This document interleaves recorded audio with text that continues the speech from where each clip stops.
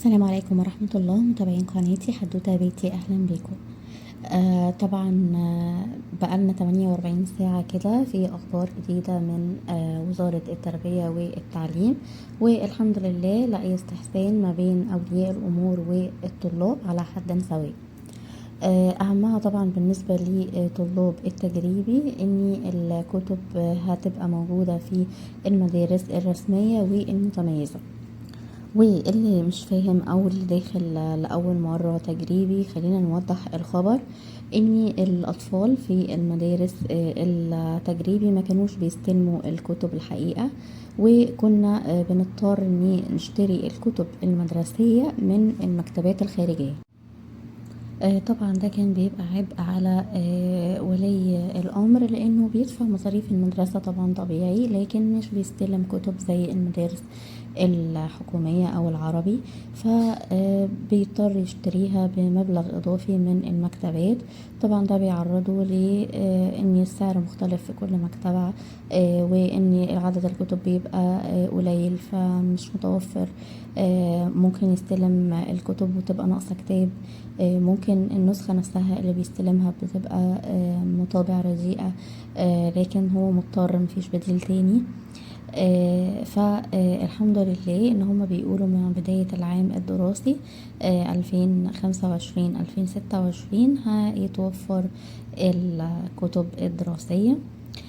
الخبر التاني بقى اللي برضو لاستحسان من أولياء الأمور والطلاب ان هيتوفر كراسة لكل مادة خاصة بالتقييمات، هيبقى فيها الأداء الصفي والواجب المنزلي، وكمان التقييمات الأسبوعية بالنماذج المختلفة، ومكان مخصص للإجابة.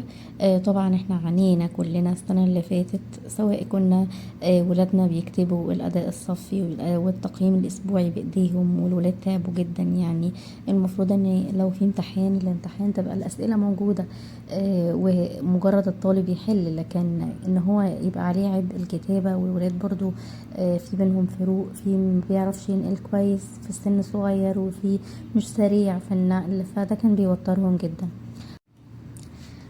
ان الكتب التقييمات والإلتقاءات هتكون موجودة من بداية العام الدراسي، وبالفعل بقينا نشوف النماذج بتاعتها نزلت على الصفحات الخاصة بالدراسة والتعليم.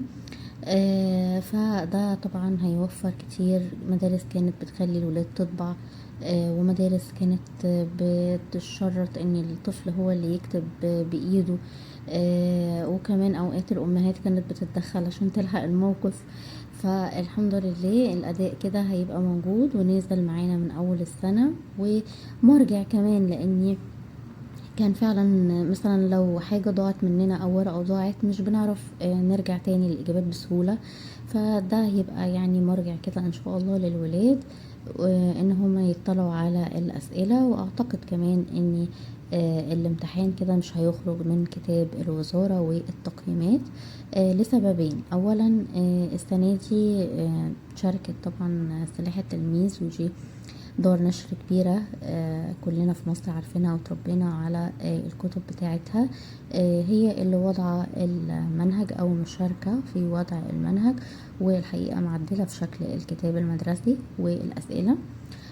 بالإضافة ان احنا كمان بقى عندنا كتاب الأنشطة او التقييمات ده المجمع. ف يعني هيبقى بجزء كبير كفاية ان الطالب يراجع اسئلة كتاب المدرسة والتقييم.